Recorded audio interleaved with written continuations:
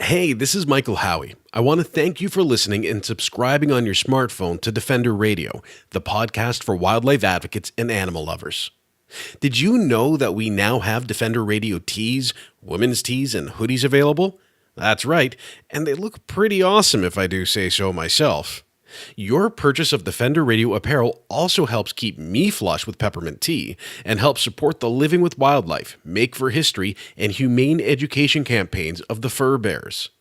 To get yours today, visit Defender Radio on Twitter or Facebook to find the links, or check out this week's show notes and blog at thefurbears.com. This week's episode is supported by the Hardy Hooligan.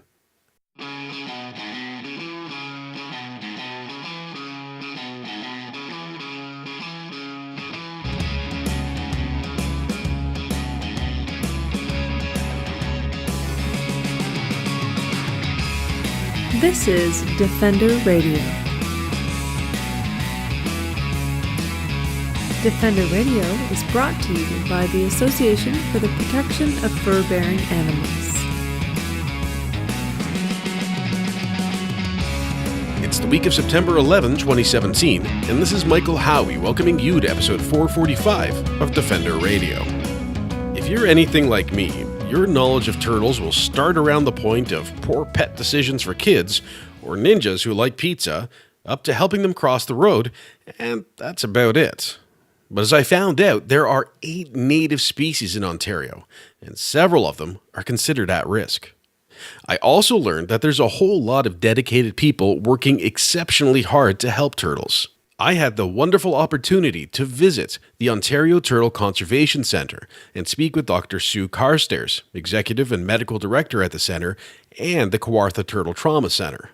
Turtle rehabilitation, surgery, their importance to our ecosystem, why some species are pretty much living dinosaurs, and what 3,000 turtle eggs are doing in plastic kitchen containers in Peterborough was all discussed in this recorded Facebook Live interview with an additional 25 minutes not previously heard. But before we get started, I have a quick message about this week's supporter. When I'm looking for a meal that satisfies my hunger and my ethics, I head to the Hardy Hooligan here in Hamilton. They have incredible vegan versions of egg salad, chicken salad, and tuna salad daily, as well as savory pies, including my favorite shepherd's pie pasty. Amazing desserts, and even locally roasted coffee in biodegradable cups. The Hardy Hooligan is definitely food worth rioting for. Check them out at 368 Main West in Hamilton, right by Locke Street, or find them on Facebook, Twitter, and Instagram, or online at thehardyhooligan.com. Hi everybody, this is Michael Howie, the host of the Defender Radio podcast and the director of digital content for the Fur Bears. I'm here at the Ontario Turtle Rehabilitation Centre, or Conservation Centre, as well as the Kwartha Animal Hospital with Dr. Sue Carstairs. Did I say that right? Almost, I know it's confusing. It's the Ontario Turtle Conservation Centre, and we're home of the Kwartha Turtle Trauma Centre. It's a mouthful, but thanks for trying.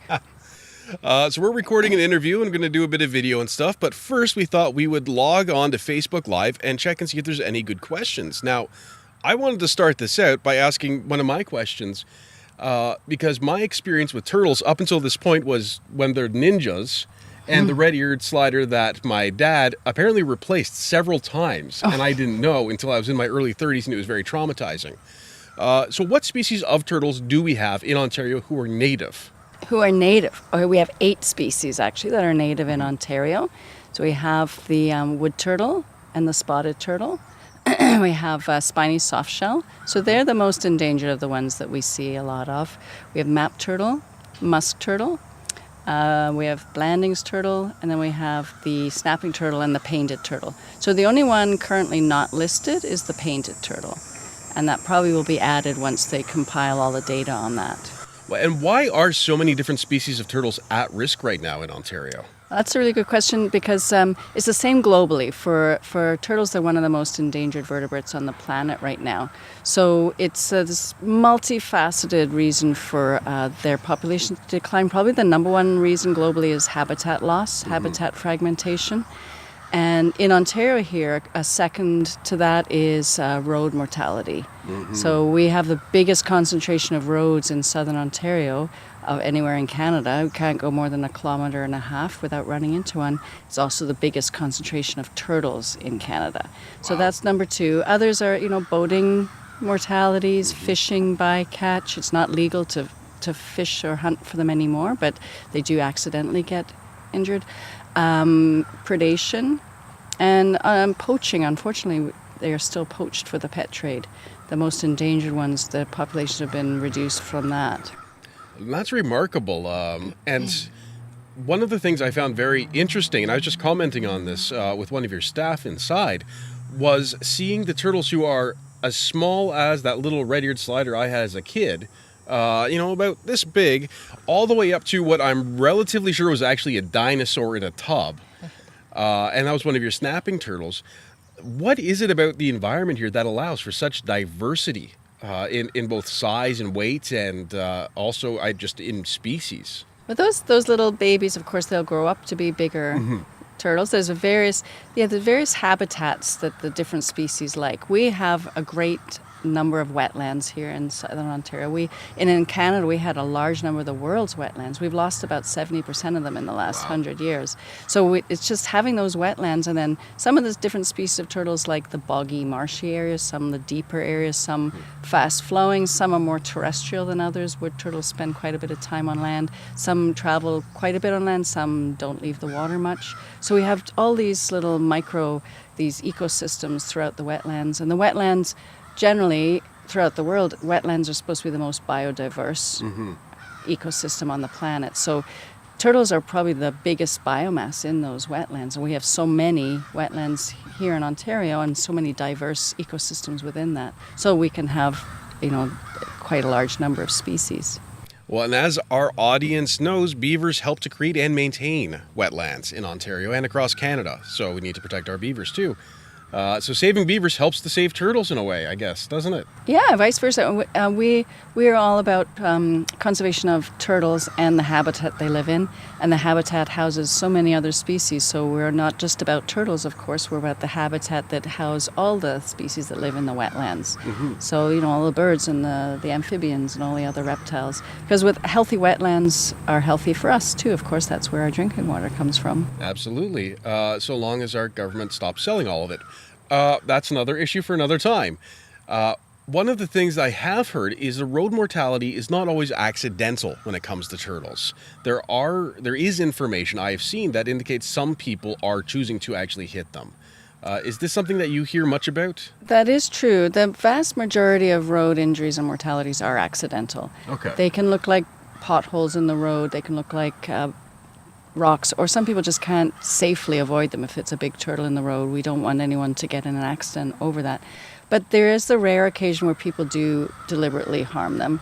And I think that comes down to our education program, where we have a large education program here that once people realize they're no threat to them and they're actually only doing positive things for them and their health, it seems to really cut down that deliberate act. There's always somebody out there that will do that for no good reason. But I think now that the increased awareness is out there, it used to be more snapping turtles because people were scared of snapping turtles, so they get persecuted more than other species, perhaps. Yeah. But that's when we sort of put a face to the snapping turtle and also say they can't hide in their shell like other species, so their only defense is aggression. They're not fast, they can't run away, so if they weren't aggressive, they'd be extinct. Yeah. So that's where when we do our education program and we take out Patty, our big marshmallow of a snapping turtle, it puts a face to that, so it sort of dispels the myth of the aggressive snapping turtle. They're not aggressive in the water, they can just swim away. But I think humans, if they don't understand something, they're going to fear it, and if they fear it, they sort of want it gone, and so that's sort of their instinct is to destroy. But that's where the education side comes in. I like to think that there's very, very few people out there that with the knowledge would deliberately harm a turtle. Well, and I think what you're saying is very true of all species. When True. We as humans fear them, we end up persecuting them. Exactly true, exactly. And talking about the education, can you tell us a bit about the education program you have here? Because I got the walkthrough, and it seems pretty cool and a great opportunity for students or anyone who really loves animals. Yeah. So what's involved with the education aspect of what you do? Education is intertwined with everything that we do. I do a lot of education for the rehabilitators and the vets and the technicians, and we have an education coordinator who does the general population. So anything from kindergarten up to adults. We have conservation groups come in, we have M&R groups come in, we've got kids come in, and it's just, and she goes out to schools too, brings the turtles out to schools. So it's developed over the years, and I put as much emphasis on that as the hospital, because I think that is how you're going to get things changed, is by motivating people to take the stewardship into their own hands, or to sort of lobby for change themselves, or to use the positive energy that's created. Yeah. So she works a full time on that pretty much. She's at the Science Centre, the ROM, she gets out to schools, she has events here. So the more we can get it out, I think that's the best way to conserve a species. As we were saying, they're going to conserve what they love, and they love what they understand. So if we can get that understanding ingrained even from a young age, that's what sets the stage, I think, for conservation. Excellent. And we are asking people to ask questions, and everybody is just saying thank you to you for all you've done to help the turtles, and to everybody here for helping the turtles. So that's not what I was expecting, but it's nice to see. The people are very appreciative. And before we log off of the Facebook Live portion of this, how can people learn more about what you're doing here? How can they donate? How can they get involved? Well, we are a registered charity, so we do, thank you for bringing that up, we do... we couldn't do what we do without donations from the general public. So, yes, to go onto our website at ontarioturtle.ca, and there's a donate button. You can come to the centre, you can become a member, you can volunteer for everything from education to grant writing to feeding to cleaning to... So there's so many ways to get involved.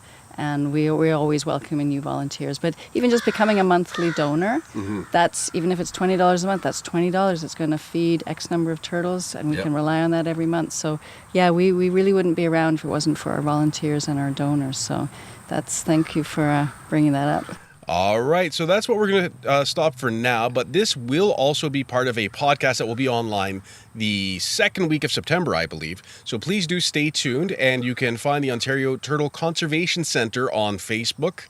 Are you on Twitter? We are. You're on Twitter, Facebook. Instagram, I'm sure. Yep. Instagram's wonderful. And, of course, at ontarioturtle.ca. And we will be back with you for more. We need info on how to get involved. Oh, well, ontarioturtle.ca. We've already mentioned that. And we will be back online with the full episode in about 2 weeks' time. Thanks very much. One of the things that was really interesting to me was you measure turtles in length, it looks like, on a lot of things. The carapace, is that how it's said? Carapace. How heavy do they get, though? That's something I couldn't really establish by looking. Oh, so when any turtle comes in, they have they have weight, sex, species, and the length and width measured. And we have them in anywhere from 300 grams to 20 kilograms. So 35 pounds? Yes. Wow. So the biggest snappers are usually the males that come out in the early spring. And we've had some, that they felt a lot heavier, but they probably, I think 22 kilograms was one of our biggest. So that's 40, over 45 pounds. Yeah, well, you look at them up close and you really see some of the motivation for Godzilla. And I say that both in jest and in all seriousness. The texture of their skin, the shell, the coloring, everything is very much sort of what I recognize from watching monster movies. Very, very dinosaur-like. And they've actually been around longer than the dinosaurs, though. 220 million years. Wow. So, yeah, they've actually seen dinosaurs come and go. And very little has changed in their life history and how they were made and their biology in all that time. They're smaller. They used to be a lot bigger back in those days, but not much has changed because it was working for them. Yeah. So they're cold-blooded, they're slow to mature, long life. Not many of them make it to maturity, but that didn't matter because they lived for a long, long time. Yeah. So now that we've sort of tipped that balance and humans have come along, it's changed that whole dynamic. So their life history suddenly isn't so great, their biology, because the adults are being killed before they can reproduce and enough to replace themselves.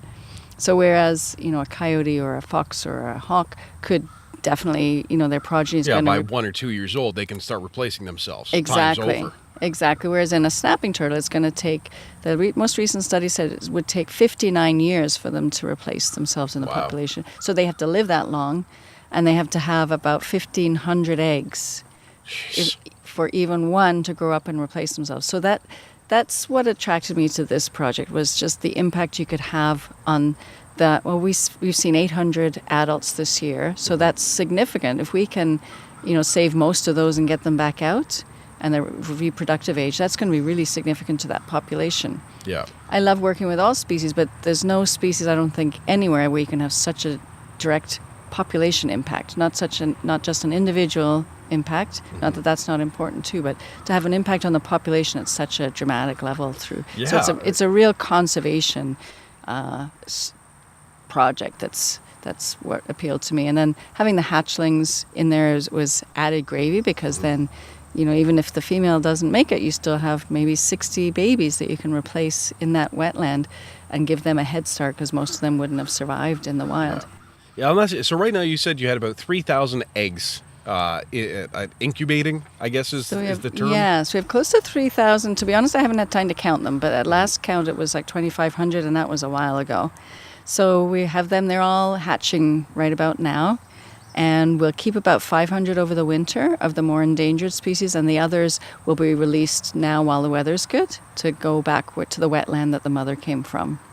It's remarkable, and you're in this. I mean, I love what you've got here, and out here where we're sitting right now. For those who didn't catch Facebook Live and couldn't see any of it, it's this beautiful, very local nature kind of garden where you've got these ponds set up in nice big enclosures to protect turtles over summer. You've got picnic tables. I see lots of native plant life around to help encourage butterflies and bees. Pollinator garden there, yes. Yep, everybody else. And inside, you've got a great education center with all these little turtles and big turtles. And then in the back, you've just got rows upon rows of turtles in recovery who have just been born, who are yet to be born. It's difficult to comprehend, I think, almost, just from looking at the website and talking with you via email, how much goes on in this little commercial plaza here in Peterborough. It is. It's been a bit overwhelming this year, that's for sure. We've been bursting at the seams, but every square inch has been filled with turtles, and we didn't expect. We've got double the admissions that we did this time last year. Mm-hmm. So of course we always plan for growth because of increased awareness, but our plan wasn't to keep growing exponentially, is to get other centres doing it and train others to do more and more, and also to prevent the problem. Hopefully in time there'll be more eco passages so they won't be hit on the roads. Yeah. But so this came as a bit of a surprise to us, probably a combination of the increased awareness out there. More and more people know about us and know about what to do if they find an injured turtle. And then also the weather has been just so perfect for them to move. Mm-hmm. Like a day like today is perfect, not too hot, not too cold. So they're out and moving en masse, whereas last year it was just so hot and so dry, they didn't want to go anywhere. So is that why you're seeing the increase? That's probably a big factor. We see always the spikes in admissions correlate to the weather. Mm-hmm. So it's not that there was rain or there wasn't rain, it's just that the temperature was perfect. So usually we don't get many admissions when it's raining, but then the next day when the sun comes out, we get lots of calls, and we get them from all over Ontario. So the weather patterns, of course, are changing all over Ontario. Yeah. But generally this year, all over Ontario has been the cold-blooded animals like a temperature range where they are the most active, and we've been right within that range the whole season. Whereas some seasons we have a very cold spring and we don't see them at all until later. We had them early and they just kept coming. Yeah, and that's definitely been a notable aspect of this year so far. Is it's been very, and I wouldn't say it's been mild, it hasn't been hot necessarily, but it's been very sort of steady. Exactly, and that's that in-between range that they love. So again, too hot, they don't like to go anywhere. Too cold. So when we have a cold nights like we've seen recently, then it'll take them a day or so to get moving again. So we had a couple of days of quiet this week. And we're the only ones, I think, in the province that were glad when we had that cold snap in the middle. It was like, oh, thank goodness, we can catch up a bit. But it has been overwhelming. We need more space, but with more space comes more cost. And being a charity, we have to make do with what we have currently. Yeah, and one of the things I've seen a lot on Facebook lately, and this may be a bit of red car syndrome for me as I was thinking about doing this, but people talking about both getting a turtle across the road and checking turtles if you see them on the side of the road. And I know a lot of the sort of, it comes up in pop media and then gets shared a lot, it goes viral, but I'm not always certain as to how reliable that information is or how accurate it is. So let's start, if we see a turtle crossing the road or on the road, what should we do as drivers? And this is a great question because this saves a lot of turtles. So as a driver, the number one thing is to make sure you're safe. Right, we want to encourage people helping turtles across the road, but we don't want anyone getting injured, for sure. So if it is safe to do so, pull over, put your flashers on, and when the road is clear, you can help the turtle across the road in the direction that it's going. There's pictures and videos on our website to describe how to pick them up if you don't feel comfortable doing that, or how to use other methods, but always in the direction they're going, even if it makes no sense to you. They haven't been around 200 million years by getting lost. They know where they want to go. So that's the number one thing. And also if you see a turtle that appears to be not alive by the side of the road, a lot of times in the summer it'll be a female that is carrying eggs. So we can still collect the eggs, incubate and hatch and release them. So you can still bring in, I know it sounds very distasteful, but if you could bring in the body, at least we check, not only can we check for eggs and collect them, but also we can take statistics on the individual and where it was located, and that helps to inform mitigation measures down the road where the hot spots are. So it's all useful for conservation. So yeah, we always make sure that every location gets identified and each species and sex and measurement gets recorded.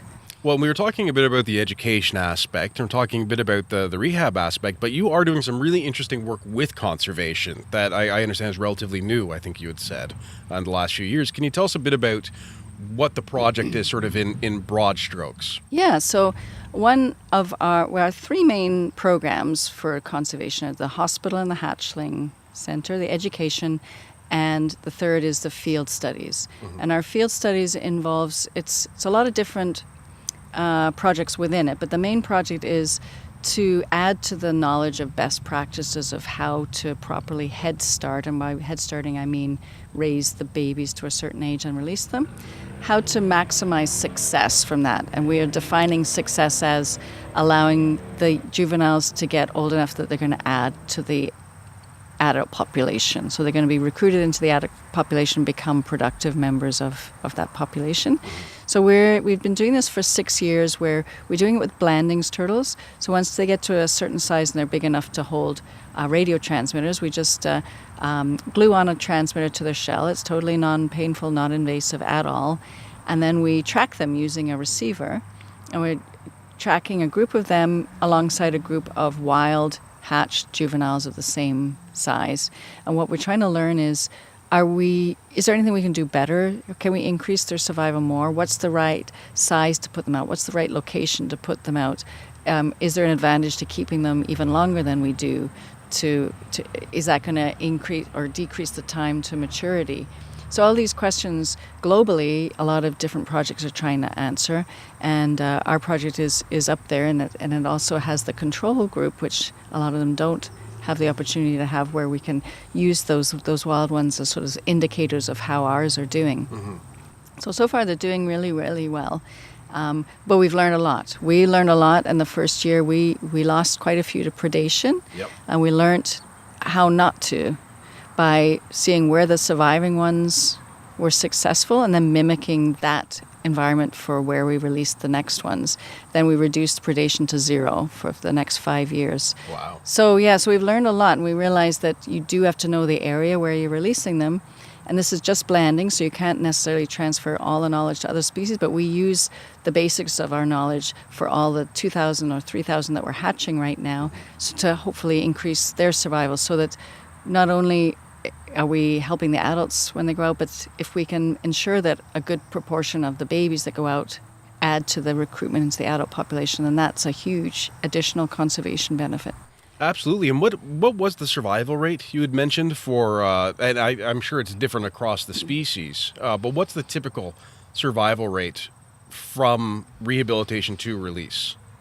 From ones the adults that come in. Yes. So we just tallied this actually for someone else who was interested, that 70% of them go on to be released. That's incredible. So that's pretty good. Yeah. And the ones that don't make it, and sadly though they don't all make it, a lot of them are carrying eggs so that we can make sure their progeny survive. Yeah. And even if they're males and they don't make it, the data is still really important for conservation. Absolutely. And I guess it's hard to say then, too, from sort of birth to death what the survival rate is, because they do live so long. And the life stages are very, very different. So because most of the eggs in the wild are eaten, and because it takes 1,500 to even get one that's viable enough to grow up to be an adult, the survival rate at that is almost zero. Yeah. The survival rate of adults is almost 100%. They don't have any natural predators, and they're meant to have almost zero mortality in order to keep the population healthy. Yeah. So what we're trying to do is just to try and augment at the other end to make up for the fact that we're losing so many adults with all our man-made threats. Yeah, and that's, I think, what we're seeing more and more across all aspects of conservation, research, and rehabilitation. Whenever I talk with rehabbers, the vast majority of the cases they get in are related to human-caused issues, whether it's roadways or other kinds of infrastructure or intentional harm, as the case is often in other species. So it is interesting to sort of see how that's comparable. Yes, and even so, I would say that all of the top threats are man-made. We have currently a fairly what appears to be a very healthy population of our native turtles, but again, another man-made threat is the release of pet turtles into the wild. Yes. And this is a huge concern for me because some of them are carrying diseases that our native populations are completely naive to. So if it gets into the wild population, and we're seeing that more this year, that we've had quite a few non-native species that were obviously pets and released, brought in as road injuries. So these are adults. They're red-eared sliders primarily. They've been kept as pets and released. Some of them are healthy and some of them are not. So that's a huge extra threat that we just don't need in the population, is to introduce disease. So we can't get across strongly enough to, if you have a pet, do not release it into the wild under any means. If they're going into an outdoor pool, the outdoor pond has to be fenced before you can put them in. I would say even fenced on top so that something can't get in to take them out, because that's one extra threat that we can definitely avoid. And again, it's another man-made one, but it's a lot easier to eliminate than the road injuries, which is going to take it's going to take a long time to get those roads mitigated. Well, and there are there's 2 points here to sort of discuss. We'll talk red-eared sliders first, because that's my massive in-depth experience, as we've now discussed, is with them. But from what I recall, they're sold, or they can be sold, as little turtles for $10, $20. You buy a tank, you put them in the tank, and then they start growing. Yeah. How big can a red-eared slider get? And that's the thing that most people don't realize. Those little tiny cute hatchlings that you can buy at the pet store, I just checked out, $59. They are going to grow into a turtle at maybe 5 kilograms. Wow. Big, solid turtle.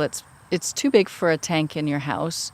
They're really, really messy. It takes a lot of cleaning. There's nothing wrong with them per se as individuals, but they don't belong in the wild here.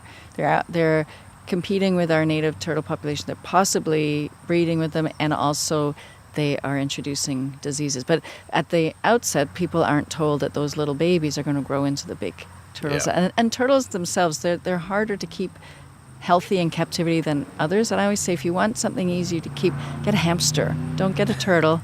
Get a hamster. Yeah. And also, turtles live for a long, long time. So this is something you're going to have for the rest of your life. Mm-hmm. Well, and that's something I think we're learning a lot more about with a lot of what have been viewed as maybe somewhat traditional pets, whether we're talking turtles as today or we're talking parrots, who at the Humane Societies, they'll say, if you are going to get a parrot, make sure you have someone younger than you that you can leave them to, because that's probably going to happen. Exactly, yeah. And even some of the small rodents now, they live several years, if not longer. I think guinea pigs live a surprisingly long time and have very unique needs and personalities. And there's not as many small animal rescues, and I'd love to hear from some, but, my experience is primarily with dogs. And that level of education is so frustrating trying to get across. Yes. And you're seeing, I think, maybe sort of that extreme end of it as well, of not only are you dealing with unwanted pets, you're now dealing with an unwanted pet who's introducing danger to an entire ecosystem that you are attempting to keep safe. Exactly. And they're not easy to place once they're that age. I mean, a lot of the shelters won't take them. They're not like the pocket pets that are easy to adopt. In some areas, they may not even be legal to have as pets. Yep. And also, people don't. There's one shelter that deals exclusively in rehoming red-eared sliders, but they have a 9-month waiting list because so many people want to get rid of them. So what do? Well, the quick and easy solution, they don't want to wait 9 months. Yeah. And the ones that come into our center, we don't euthanize them. We don't. I mean, it's not their fault that they were pets, but we will never release them to the wild. So what we'll do is either keep them until a shelter has room for them, or we'll find a home for them ourselves, but we'll never release them again into the wild. Yeah, and that's moving on to sort of that other part of this, is talking about the treatment of some of these large animals. And what was surprising to me was seeing what I think was a snapping turtle, and again, I think Godzilla, so snapping turtle, that's now permanently etched in my mind, with what looked like just the same kind of gauze patches that I'd have in my travel safety kits in my backpack when I go camping. Is turtle health overtly complex in that way? Or is it ranging the way it is with any other animal? So, you mean the turtle medicine itself? Or treating turtles, sort of both, I guess, from sort of that internal medicine through to surgical options and so on. So the basic principles are transferable from humans, domestics, down to us. And we start with the basics of emergency medicine, and then we modify it according to how quickly our knowledge is growing with reptiles. And reptile medicine is far behind mammalian or even avian medicine at this point as to what we know. It's only relatively recently that we've learned what analgesics actually work for them. They have different... Really? Yeah, so we were using medications for them before, thinking that we were helping them, and then we're realizing it was doing nothing. They don't have the same pain receptors. So, and even within reptiles, snakes are going to respond differently than turtles, and differently from lizards. So we're just recently getting some good research and publications done on what works. So which pain medication works, what dosage. They're still trying to figure out them. But even something as simple as the non-steroidal anti-inflammatories. Yep. Those, we use them, but we don't know if they work, and we don't know what dose to use yet. Wow. They're still doing studies on them. Things like other ones like tramadol, which is a synthetic opioid. Yep. It actually, we've had some good studies done on them, and we know that it works. They're still trying to figure out the exact dose and how frequently to give it. But these are things that are pretty basic to medicine, absolutely. and it's pretty just in the last 10 years that we're learning. The general emergency care and the stabilization and the fluid therapy is pretty standard among species, but for instance, they like everything slower. So they don't like to be hydrated as quickly as a mammal or a bird. They like it slower. And also a lot of the medications have to be given at a different dosage and usually less often. Yeah. So some of them are every 3 days instead of every day. But wound management is the same no matter what species, but you have to know the anatomy. So if there's a big wound on a turtle, you have to know what's underneath it. Mm-hmm. If you're going to be, our instinct is always to clean everything and flush everything. And if you do that with a turtle and you don't know as yet if there's a hole into the body cavity, because their shell is just bone overlying the body cavity, you can actually drown them by trying to Really? treat the wound. So knowing some basic anatomy and physiology is helpful. And also to know that to get drug absorption, because they're cold-blooded, you have to have them at the right temperature to get the absorption of the drug. Yeah. Likewise for anesthetic, you have to know that they go to anaerobic respiration so easily. They stop breathing. That's what they're so good at. That's why they can hibernate. That's why they can dive. So if you're going to try and mask them down with an inhaled anesthetic, you're going to be there for days because they just stop breathing. So you Yeah. have to know this. It's not that that's harder or easier. It's just that it's different. Yeah. But the same basic principles with adaptations for the different unique That's physiology. fascinating. And I guess it's funny because you see this hard shell on a snapping turtle and it looks like plate armor. It really does. And you're treating it with paper gauze pretty much still in some respects to keep it clean and safe. Yeah, so the open wounds are treated like open wounds because usually the shell has been scraped away by the trauma. The vehicle scrapes the bone away. So you have a hole there. So you're treating it as an open wound until it has time to heal in. So that's the same same principle no matter what species. It's just keeping the wound from getting infected. Daily wound dressings. It's just labor intensive, but they probably heal. In my experience, I worked with lots of different species. They heal better than any other species. Huh. It just takes longer Yeah. because, again, low metabolic rate. They're cold-blooded, so it's going to take them a long time to heal, but they do it supremely well.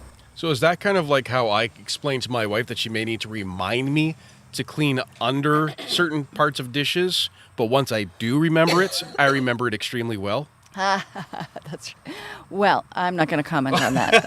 I try and get all kinds of professionals to get me out of trouble, and it never seems to stick. That's a dangerous road to go down. I think. No pun intended. We'll stay away. Yeah. I thought maybe to wrap up, we can talk a bit about the future. So we're at a point now where the government is recognizing that many of these species of turtles are special concern or threatened. I remember seeing some notifications about changes to the hunting of certain turtles in the last year. Yeah. I see more and more people, as you said, sort of bringing in turtles here. People are learning more about them, about their roles in ecosystems, about their importance. But the fact that they're more or less dinosaurs, and that's kind of awesome. What's next for you, for the center, and for turtles in Ontario? That's a really multi-dimensional question, isn't it? But I think as far as, I think the increased awareness, the public was completely behind the ban of the snapping turtle hunt. So that got implemented because of a very motivated minister and her policymakers, the strong support of the public and sound science that said, this isn't just us using emotion, we don't want to, this is not sustainable. So I think sound science backing it up really helps the conservation movement and having all, the motivation of the political side and the backing of the public. So where are we going in the future? I think just more of the same, using that same motivation to implement more eco-passages and to ensure that wetlands are protected, encourage individuals to have stewardship as well as the bigger political side of things, because the individuals can do so much. Like our outreach and the number of people we release, if 1 in 10 of those even save one turtle, that's more than I would save in the hospital in the year. So it's huge. So I think we're just going to go more and more towards that and hopefully build towards a more sustainable future for them. In the meantime, we'll be here doing what we can to help the ones that do get injured and also help other centres. We have a lot of centres that we help to train across the province that some of them just do it casually. They may be a clinic that just wants to help and they donate their time to help turtles, first response for turtle emergency care, because we see them from all over Ontario.